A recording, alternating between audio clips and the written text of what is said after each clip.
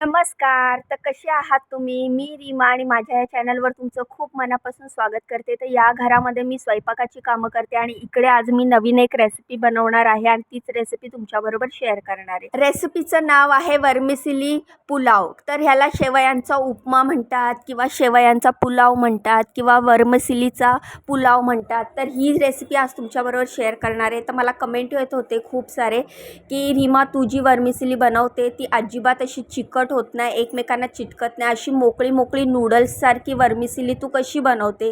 तर तुमच्या त्याच प्रश्नाचं उत्तर ह्या मी रेसिपीमधनं देणार आहे. तर थोडंसं पाणी गरम करायला ठेवलं आणि त्यामध्ये मी शेवया घातल्या. ह्या शेवया भाजलेल्या होत्या ऑलरेडी, त्यामुळे मी भाजलेल्या नाही आहेत. आणि पाणी घातल्यानंतर शेवया घातल्या आणि एकदम थेंबर तेल घालायचं आहे आपल्याला, जास्त तेल घालायचं नाही आहे. आणि मटार मी वेगळे शिजवणार नाही आहे, मटार पण हे फ्रोझन मटार आहेत, हे पण मी ह्याच्याबरोबरच शिजवते. कारण आपण जी वर्मिसिली पुलाव बनवणार आहोत तर व्हेजिटेबल वर्मिसिली पुलाव बनवणार आहोत आणि त्यामुळेच ह्याची रेसिपी आज तुमच्याबरोबर शेअर करते. एकत्रच शेवयांबरोबरच आपले हे मटारसुद्धा बॉईल होणार आहेत. थोडंसं तेल टाकायचं आहे, तेल जास्त टाकायचं नाही आहे. पाणी गरम झालं थोडंसं की मग त्याच्यामध्ये शेवया टाकायच्या आणि एका बाजूला शिजवायला ठेवायच्या. जास्त आपल्याला शेवया शिजवायच्या नाही आहेत, जास्त शिजवल्या तरी त्या चिकट होतात, एकमेकांना चिकटतात.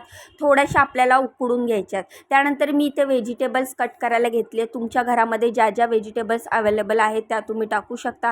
ह्याच्यामध्ये मी घेत आहे गाजर, सिमला मिरची, बीन्स आणि मटार, कांदा, टॉमॅटो. तुम्ही ह्याच्यामध्ये बेबी कॉर्न किंवा स्वीट कॉर्न पण ॲड करू शकता, टेस्ट अजून छान लागते. तर इकडे मी सगळ्या व्हेजिटेबल्स अशा बारीक कट करून घेतल्या आहेत, कारण की आपण व्हेजिटेबल बॉईल नाही करणार आहे, आपण फक्त मटार बॉईल करतो आहे. तर मी इथे बीन्स कापून घेतलेत बारीक बारीक, त्यानंतर गाजर कापून घेतले, त्यानंतर सिमला मिरची पण बारीक चिरून घेतली आहे आणि आता मी इथे कांदा चिरून घेते बारीक. त्यानंतर 2 हिरव्या मिरच्या मी बारीक साईजमध्ये चिरणार आहे.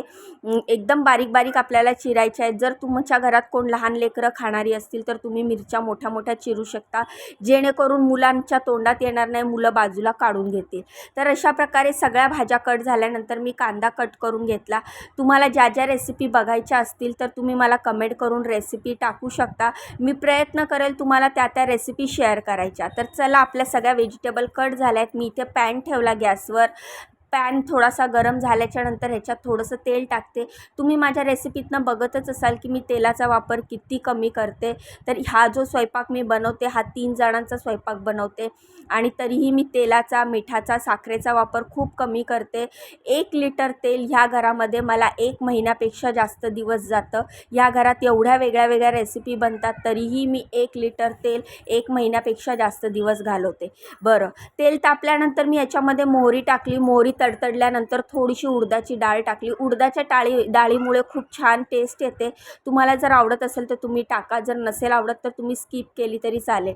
त्यानंतर कढीपत्त्याची 8-10 पानं मी ह्याच्यामध्ये टाकली आहेत. कढीपत्ता नक्की टाका, त्यामुळे खूप छान फ्लेवर येतो. कढीपत्ता टाकून झाल्याच्यानंतर ज्या आपण हिरव्या मिरच्या बारीक बारीक कट केल्या त्या टाकते आणि त्या थोड्याशा आपल्याला परतून घ्यायच्या आहेत. थोड्याशा हिरव्या मिरच्या परतून झाल्याच्यानंतर आपण लगेचच कांदा आणि इतर भाज्या घालणार आहोत. इकडे ह्या टायमाला आपण असं कांदा आधी टाकायचा नंतर भाज्या टाकायचा असं अजिबात करायचं नाही आहे. भाज्या आणि कांदा आपल्याला सगळ्या एकत्रच या पॅनमध्ये टाकायच्या आहेत, जेणेकरून नाही तर काय होईल, कांदा आपला जळून जाईल आणि भाज्या आपल्या कच्च्या राहतील. तर तुम्ही बघू शकता मी सगळ्यात आधी बीन्स टाकलं, नंतर गाजर टाकलं, नंतर सिमला मिरची टाकली, त्यानंतर कांदा टाकला. सगळ्या भाज्या मी एकत्र टाकल्या आणि ह्या आपल्याला व्यवस्थित छानपैकी अशा परतून घ्यायच्या. जास्त एवढ्या शिजवायच्या नाहीत भाज्या, आपल्याला थोड्याशा अशा तेलामध्ये परतून घ्यायच्या आहेत. तर तुम्ही बघू शकता खूपच सोपी, इझी, झटपट रेसिपी आहे. तुम्ही ह्याच्या आधी बनवली पण असेल, पण काय होतं ना, थोडीशी मी ह्या वेगळ्या पद्धतीने बनवते, थोडीशी साऊथ इंडियन टेस्ट आणते ह्याच्यामध्ये, जेणेकरून ना ह्या घरामध्ये वर्मिसिली खूप आवडतात. तर त्यांना माझ्या हातची वर्मिसिली खूप आवडते. तर मला असं वाटलं की ह्या घरामध्ये जर ही रेसिपी ह्यांना आवडत असेल तर मी तुमच्याबरोबर पण शेअर करावी. भाज्या थोड्याशा परतून झाल्याच्यानंतर मी इथे अर्धाच टोमॅटो घेतलेला आहे, कारण इथे आपण लिंबाचा रस पण टाकणार आहे, त्यामुळे मी इथे अर्धा टोमॅटो घेतला आणि तो देखील ह्या भाज्यांबरोबर छानपैकी परतून घेतलेला आहे. तर आपण जे स्वयंपाक असतो ना, स्वयंपाक बनवायला कितीही घाई गडबड केली तरी चालते, पण भाज्या व्यवस्थित परतून घ्यायचा, मसाला व्यवस्थित परतून घ्यायचा आणि मीठ मसाला जर व्यवस्थित असेल ना तर आपण जी रेसिपी बनवतो त्याला छान अशी चव येतेच. तर मी इथं कुठलेच जास्त मसाले नाही टाकणार आहे, फक्त हळद टाकलेली आहे. हळद टाकून मी मिक्स केलेलं आहे. त्यानंतरनं मी हे मीठ टाकलेलं आहे आणि मीठ टाकून पुन्हा एकदा व्यवस्थित असं मिक्स करून घेतलं आहे. तर अगदी ही 10 मिनटात झालेली रेसिपी होती आणि म्हणूनच मी म्हटलं की जर आपल्याला जर कधी घाई असेल आणि काहीतरी चटपटीत आणि हेल्दी खायचं असेल तर ह्याच्यात सगळ्या हेल्दी अशा भाज्या आहेत आणि झटपट होणारी रेसिपी आहे. तर तुम्ही नक्की ट्राय करा. भाज्या छान हळद मीठ टाकून छान परतून घेतल्यानंतर हे जे शेवया आणि जे मटार आपण एकत्र बॉईल करून घेतलेले ते मी ह्याच्यामध्ये ॲड करते आणि आपल्याला छानपैकी मिक्स करून घ्यायचं आहे. जास्त दाबून दाबून मिक्स करायचं नाही आहे, हलक्या हाताने मिक्स करायचं आहे. तुम्ही बघू शकता मी किती छान मिक्स करते. याच्यामध्ये एक गोष्ट आहे, जर तुम्हाला हळद नसेल टाकायची ना तर तुम्ही स्किप करू शकता. कोणाकोणाला आहे ना व्हाईट शेवया आवडतात. आता मी जे तिसरं काम आहे माझं तिथे मी वर्मिसेली बनवते ना तर ते त्याच्यामध्ये हळद नाही टाकत. त्याच्यात भाज्या अशा दिसल्या पाहिजे ह्यामुळे ना ते हळद स्किप करायला सांगतात. बाकी पूर्ण पद्धत अशीच आहे. तर तुम्ही देखील हळद जर तुम्हाला हवी असेल तर तुम्ही टाकू शकता, नाही टाकली तरी चालेल. तर इकडे व्हिडिओत तुम्ही बघितलंच असेल मी किती छानपैकी सगळं मिक्स करून घेतलं आहे. त्यानंतर हा अर्धा लिंबू घेतला आणि अर्ध्या लिंबाचा रस टाकलेला आहे. थोडीशी साखर टाकलेली एकदम किंचित म्हणजे पाव चमचा आणि हे सगळं छानपैकी असं मिक्स करून घेतलं आहे. साखर फक्त फ्लेवरसाठी टाकायची आहे कारण आपण लिंबाचा रस टाकतोय ना तर ते सगळं छान असं एकजीव होण्यासाठी आपण थोडीशी साखर याच्यामध्ये ॲड करतोय जसं पोह्यामध्ये आपण करतो. आणि त्यानंतर पुन्हा एकदा छानपैकी मिक्स करून घेतलं आणि हे मिक्स केल्यानंतर थोडीशी एकच वाफ काढून घ्यायची आहे. पण त्याआधी मी इथे फक्त थोडंसं तूप टाकते आहे. तूप टाकल्यामुळे पण ह्याला खूप छान चव येते. एकदम अर्धा चमचाच तूप टाकलेला आहे जेणेकरून आपण ह्याच्यावर झाकण झाकून ठेवतोय ना तर ते खाली चिकटू नाही ह्यासाठी, कारण आपण ऑलरेडी ह्याच्यात तेल खूप कमी टाकलेलं आहे. त्यामुळे मी इथे थोडंसं वरून असं तूप टाकलं आहे. तुपाचा तसंच लिंबाचा रस आणि साखरेचा फ्लेवर ह्याच्यात खूप छान लागतो. 2च मिनटं आपण ह्याची वाफ करून घेणार आहोत. बरं, आता मला सांगा तुम्हाला माझ्या रेसिपी कशा वाटतात. रेसिपी जर तुम्हाला आवडत असतील तर एक छानसा कमेंट नक्की द्या आणि व्हिडिओला लाईक करत जावा, चॅनलला सबस्क्राईब करा. लाईक आणि सबस्क्राईब फ्री आहे. तर तुमच्या या बहिणीला नक्की सपोर्ट करा.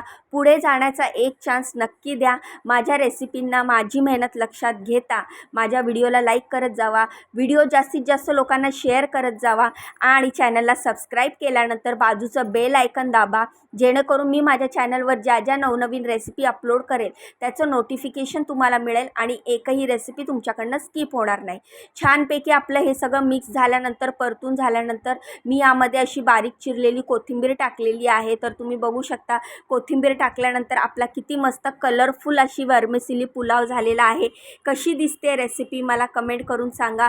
मस्त अशा सगळ्या भाज्या टाकलेल्या आहेत. खूपच हेल्दी, खूपच टेस्टी वर्मिसेली पुलाव हा रेडी आहे. शेवयांचा पुलाव, शेवयांचा उपमा आपला रेडी आहे. कशी वाटली तुम्हाला ही माझी साधी सोपी सिंपल रेसिपी कमेंट करून सांगा. व्हिडिओला लाईक करा, चॅनलला सबस्क्राईब करा. चला बाय.